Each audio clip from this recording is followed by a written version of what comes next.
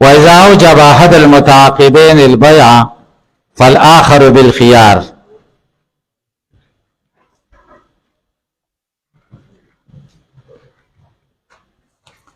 دې متن کې د خيار قبول بیان کوي. یو خيار قبول دی او یو خيار مجلس دی.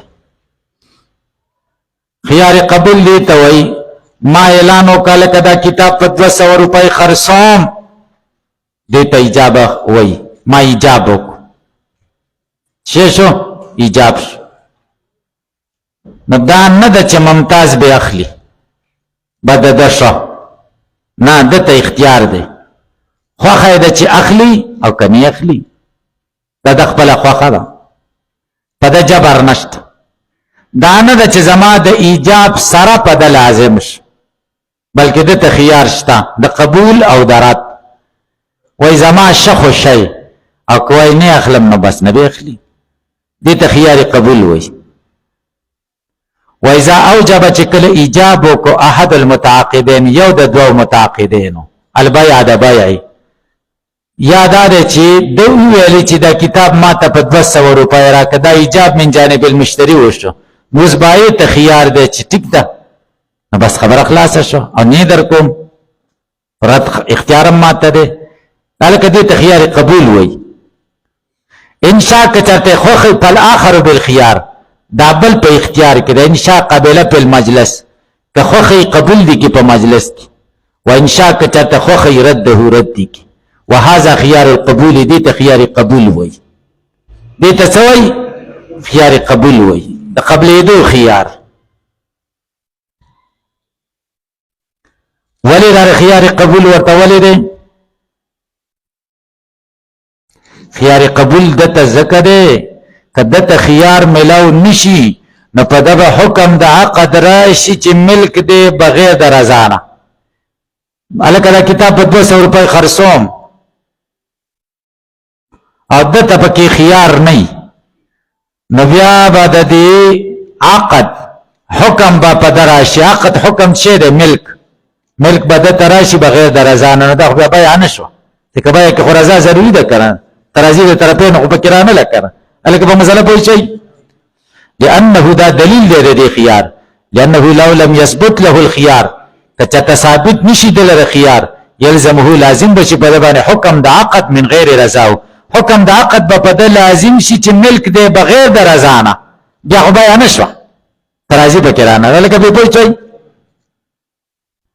اوس بل مسله ده، الکه ما ویل دا کتاب په 200 روپۍ در کوم د غږمونه کو د قبول نه کړي، چې قبول نه کړي اوس اخیا دغه ما سره شته اختیار چې واپس کمال کني در کوم، ځکه چې زم الکه په 200 نه در کوم نو دله می ستاوان ورسو استاوان ورته نه رسیدل الکه په پوښي د حق نه ځای شوی کړه نو دله څه نقصان دی. بس الکه 200 روپۍ در کوم دی غلې شو زه نه در کوم نو بس خبره خلاصه شو. دی اوس مدوست نشي ویل چې تا خو مخکې ویل چې په 200 در کوم را راکا وزویل شن چې اوس په 250 در کوم. موجب خپل خبرې نه ایجاب کوم کې د خپل خبرې نه واپس کېدې شو کله چې کله قبول ونشي، چې قبول وشو نو بیا نشي رستو کېده. ګورئ وإذا لم يفيد الحكم چې دا ایجاب مفید د حکم نشي چې ملک دی بغیر د قبول د آخر نه، بل الموجب ایجاب کون کې د پارشتا ان يرجع د حق شته چې رجوع کې د ایجاب نه. ولی لخلوه عن ابطال حق الغير، زکه د رجوع خالد د ابطال د حق د غیر نه، تبل چې حق به کې نه ځای کیږي کړه. الکه تاسو په پوه شئ حاشیه کې اعتراض کړي چې زه ملک دا کتاب په 200 روپۍ خرڅوم دی غږ همونه کې خاموش شي او بیا زرا واپس کم چې نه خرڅوم خدای د حق نه ځای کړه. څه حق دی دته چاله کدا کتاب په 200 در کوم نو دته خو حق تملک شته کړه ها چې دی وی او حق تملک ورته شته کنه شته، او چې زه بیا وایم چې نه در کوم نو د حق تملک خو نه ځای کړه الکه په پوی نشي. لکه مثال درته وایم، مثال کنا پخوا خو به د حکومت ته خلک زکاتونه به د حکومت ته ورکول، چې چاته به ورکول هغې ته به ساعي ویلې. ساعي د حکومت طرف نه سړی راغی چې زکات راکوي، او ستا د مال 10 میاشتې شوي دي زکات دې ورکړه. 10 میاشتې کې خو زکات نشته، 12 میاشتې چې پوره شي حولان حول نه دی چې قبل الوقت دې زکات ورکړه. لکه قبل الوقت دې څه ورکړه؟ ته مزکي شوې، هغه ساعي شو. نو اوس مزکی رجوع نشي کوله چې لکه ما ته زکات بیرته راک، ما ته څه وکړه؟ ولې نشي کوله؟ ځکه ساعي چې زکات واخیسته دې پورې حق د فقراو معلق شه، حق د فقراو. نو چې اوس مزکی زکات واپس کوي حق د فقراو ضایع کیږي، لہذا زمونږ فقه وایي چې نه به واپس کوي اگر چې قبل از وخت ورکړي. نو هلته چې واپسی نشته، نو دلته موجب څنګه د ایجاب نه واپسی کوي؟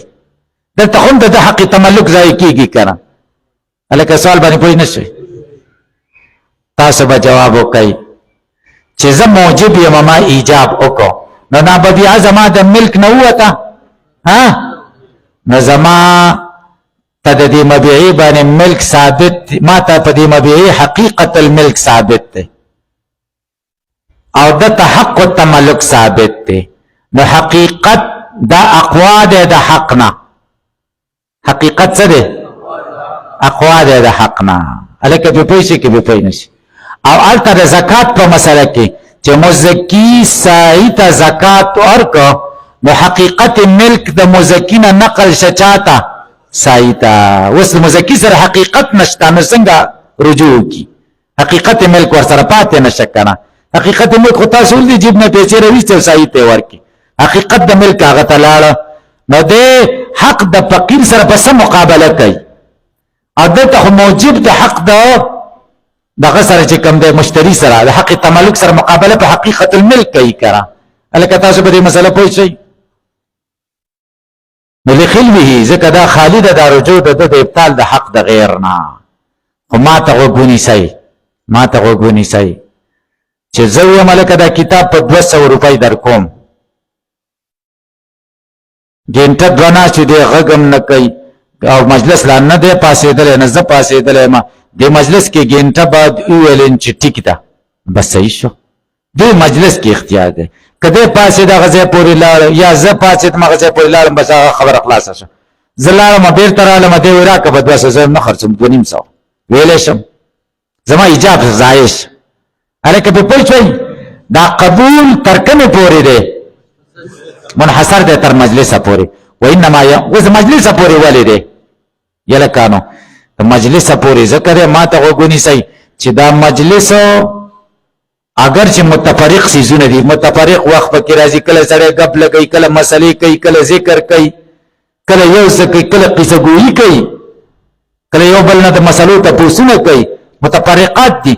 خدا مجلس جامع المتفرقات دی، مختلف آنات دی پکې، مختلف اوقات دی پکې. خدا ساعتونه د دې مجلس دي سیدل کوي یو ساعت. لہذا تاسو په فقه کې ویلي دي چې په مجلس کې سجده د تلاوت څو کرته مکرر وایي، نو څو سجدي دي پي، ځکه مجلس د سیدل کوي یو ساعت. صحیح شو؟ نو چې مجلس یو ساعت شه، ما ته وګونیسئ که اوس موږ داسې وکړو چې هلکه دا کتاب په 200 روپۍ خرڅوم او که ده فورن ویلې چې راکړه ټیک ده، مجلس پکې شرط نه کړو، او که فورن یې ونه ویلې نو بیا وروسته نه کېږي. نو دلته تکلیف په چا راغی؟ اوسر په ده راغی. دته موقع د سوچ ورنه لګ که نه. مجلس کې خو ګنټه سوچ کولی شي چې دې کې مې فایده ده که نقصان دی، او که نه مجلس ته ونه کتلی شي فورن به اخلي. نو چا اوسر په چا راغی؟ مشتری باندې د تعامل موقع ورته میلاو نشو. او که ووایي نه ورکې که مجلس نشته، ما ویلې دا کتاب په 200 روپۍ خرڅوم او د میاشت بعد راغی مجلس پکې نشته، یا 15 ورځې وروسته راغی چې راکړه کتاب، ما ورته دا خو مې خرڅ کړی دی په بل چا، دې راباندې دغه وکړي چې دا خو جرګه راولي چې تا خو ما سره ایجاب کړی، ما له به دې راکړی، دا اوسر اوس په چا راغی؟ بایې باندې راغی، بل ګاک نه یې ویسته، دله به ایجاب کړی، بل ګاک به ورته نشي کتلی، دله به ګوري، دی ورته نه ها کوي نه ورته نه کوي، میاشتې به پکې تېرې شي، هغه غریب به بس شی به پرې ضایع شي. نو چې مجلس پورې مجلس هم ورته موږ وټاکه چې مجلس کې سوچم کیږي نو مطلب مشتری ته پکې خیر دی او کړه دي چې مجلس ختم شبای ته پکې خیر دی دواړه ته پکې یو سر دی الکه به پوي شي کې به پوي نشي وانما يمتد الى اخر المجلس ادا ممتد کیږي اخر د مجلس ته لئن المجلس جامع د متفرقات مختلفو اوقات د مختلفو حالاتو په تعبیرت ساعت او ساعتا واحده معتبر شو ساعتونه د دې یو ساعت د فعل للعسر دې د پاره چې عسر د پشي د مشترینا ک مجلس شرط نکو او که د مجلس نه نور اوقات شرط کو نو عسر به د پشي د چانه هم نکړه چې عسر د پشي د دغه باینه وتحقيقا لليسر دې د پاره چې یسر متحقق شي اساني په دواړو راشي الکه به پوښتنه تاسو په پیسې کې به پوي نشي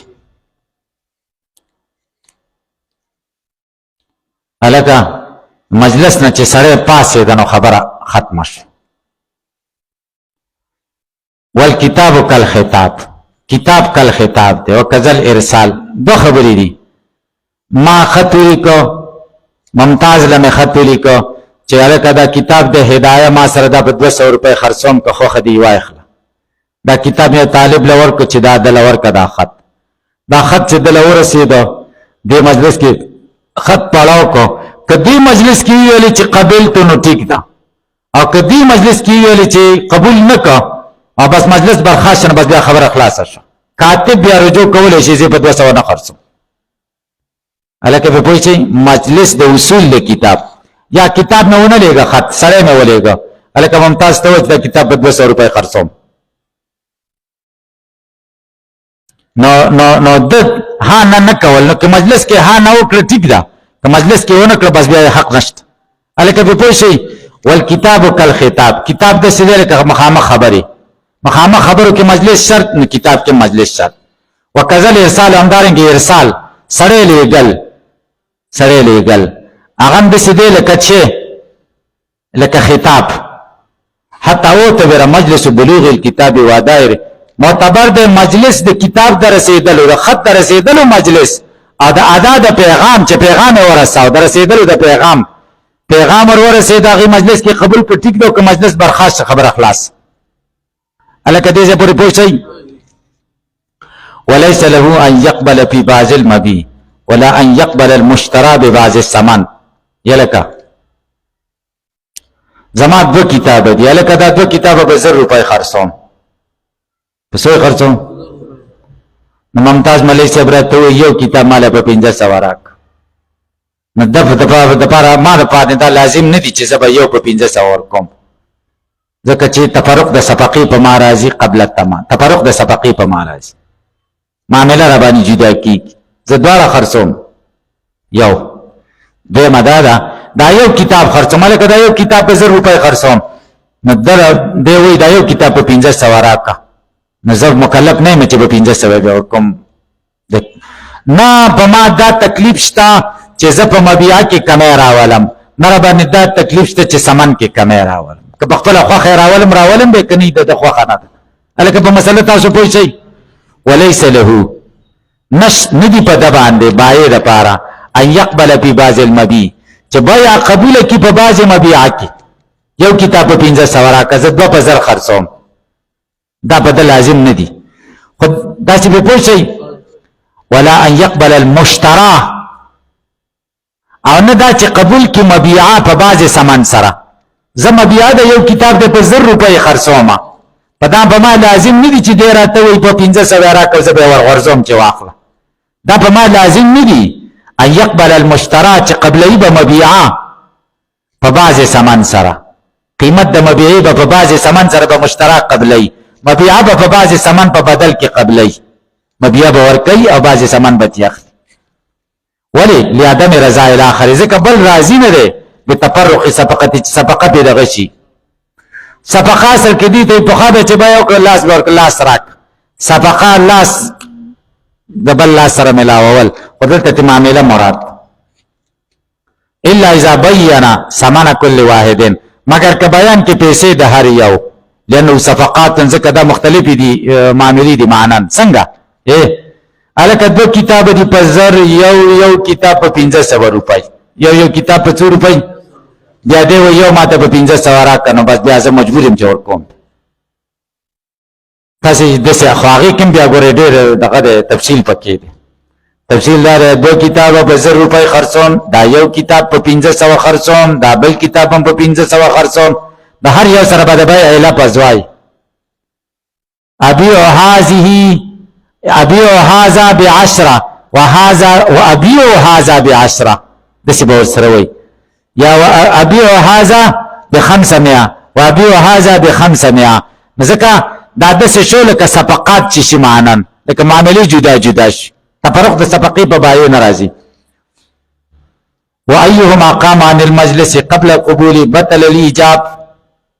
اوس ما لکه دا کتاب په 200 روپۍ خرڅوم نو ایجاب وشو، اوس زه پاڅېدلم د مجلس نه نو بس ایجاب ختم شو، دی پاڅېده د مجلس نه نو ایجاب ختم شو.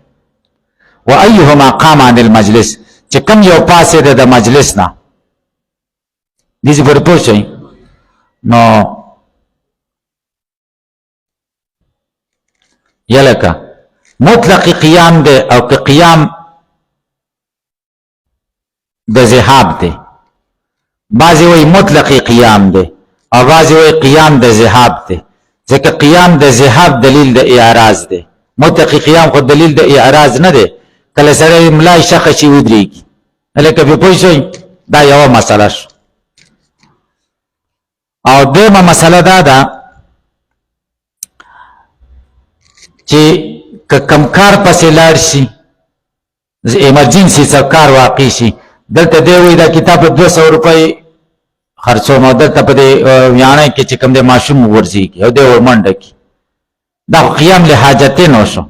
قیام لحاجتین به یې که مطلق قیام. بعضې وایي نه چې قیام وشو دقه هم سبب د دغه دلیل د اعراض دی، ایجاب ختم شو. بعضې وایي دې سره ایجاب نه ختمي، ځکه دا اعراض نه دی، دا خو ایمرجنسي واقع وشو.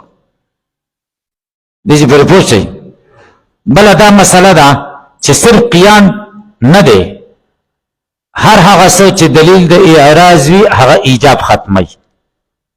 لکه سړی وایي هلکه دا کتاب په 200 روپۍ خرڅوم او داسې ناست دی او بس داسې دغه شي دلته چای وڅکي، په چای شروع کړي یا په ډوډۍ شروع کړي، نو دا دلیل د اعراض شو، نو ایجاب ختم شو.